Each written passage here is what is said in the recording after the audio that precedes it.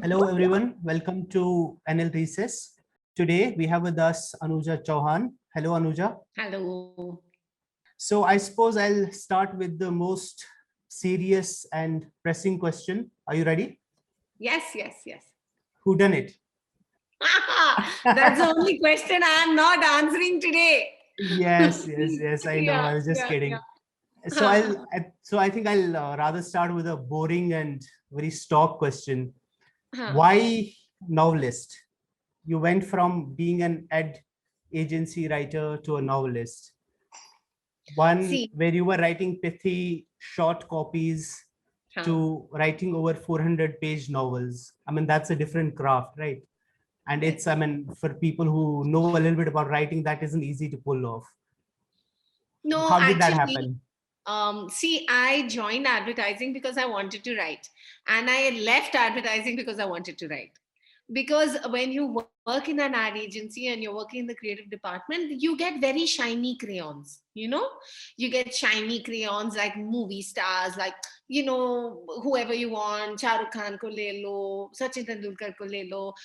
Another shiny crayon is you get a big budget. Another shiny crayon is that you get big directors to shoot with, you get amazing locations to shoot in. But the problem is that with all these shiny crayons you can only make a very specific picture. It's very restrictive. The box is restrictive, so it's exciting to begin with, but then as you go along it starts to fall, because it is applied art at the end of the day. No, I asked that because I remember you once said that your first draft of your first novel apparently Hmm. was only 67 pages long Yeah. and no descriptive bits and stuff. And so you had to, because you were used to all those years Yeah. of writing Yeah. advertising copy. Yeah, it was like, I think I'm writing so much. And then I counted and I'm like, oh shit, that's all I've written, because they train you. You are trained to be very, very spare. You have 1 second, you have 1 minute. 1 minute is a huge length for a TV commercial. 30 seconds and 20 seconds and 10 seconds, 5 seconds. Matlab, we are lucky कि अभी तक 2 second नहीं invent हुआ है. Everything is cut into little things like that. So yeah, it is very liberating to be taken off that leash and said, okay, go, write as long as you like. But is the ideation process similar in that, like, how do you develop an idea, then you sort of write it out and then you turn it into a story? Is it similar in both cases, or is it a different thing in novel and in ad copywriting? No, I think it's similar as well as different. I mean, yeah, even an ad, a good ad that you write will come from a very simple core idea. It'll come from an insight. In advertising, we tend to talk a lot about insights, insights into the consumer's mind, or something that you'll take and you'll make something out of. So, Stalka says she is the funniest writer of contemporary popular fiction. The Caravan says perhaps the best storyteller among us India's writers of popular fiction. The Telegraph says if there's one word that describes her writing, it's shake. And the Asian Age, and I like this one the best, she's the high priestess of commercial fiction. That's really high praise, but there's this one word that sticks out: popular mhm. or Yeah, commercial. Does yes. that bother you? Because I mean, it sort of conveys that your writing isn't serious. I have no quarrels with popularity. I'm happy to be popular. I was popular in school also. For me, popular is a good word. I have no issues. It also means that you're selling well. It means that people want your work and that they're aware of your work. So, yeah, I would much rather be popular than unpopular for sure. Related to these words is this really ugly word that's also often used, and I'm sure you're not fond of it: the chicklet writer, author. Chick is such a pejorative. Like, why would you call someone a chick? Like, what is a chick? You're small, you're fluffy, you're yellow. Somebody's going to eat you up in a malai tikka. It's just sad. It's dehumanizing, and it's just a bad word. So I have an objection to being called a chick. I don't write for chicks. I'm not a chick.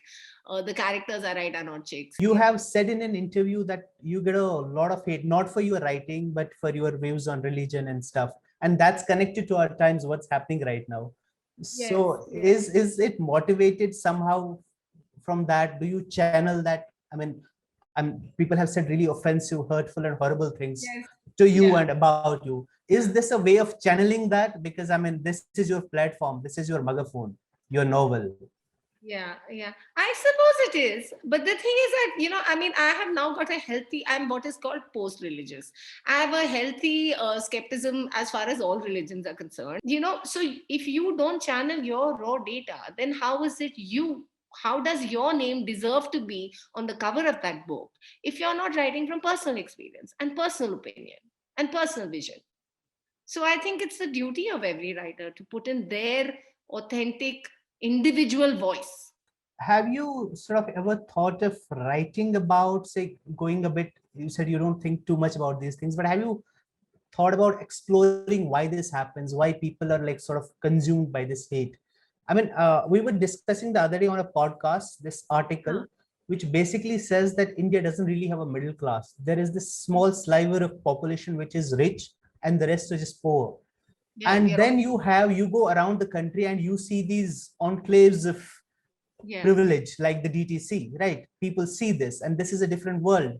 Do you think this somehow is somewhere a reason for this kind of hate and whatever is consuming this country right now? I don't think that Indians are naturally people who are filled with hate. I think hate is being fomented and hate is being created in hate factories actively. I don't think Indians are really hateful people.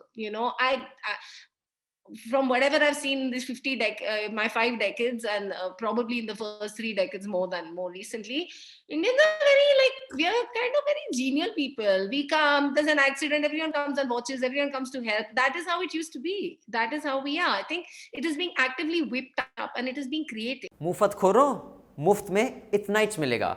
To watch the full unedited interview, you have to subscribe to Newslaundry and pay to keep news free. Because when the public pays, the public is served. We depend on you and not on advertisers. So go to www.newslaundry.com/subscription and subscribe and get all our unedited interviews, our special video shows, comics, and everything that's behind the paywall.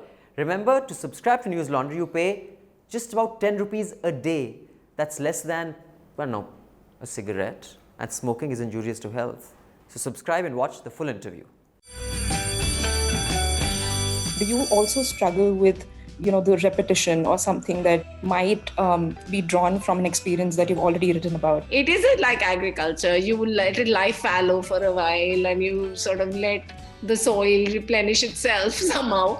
And then you also hope for good rain. Now, my metaphors are getting very Krishi Darshanish. You just trying to remember these little things and trying to create characters out of them. And the more and more you come to know that character well, then you know that it's time to move beyond plot and then start putting that character in situations.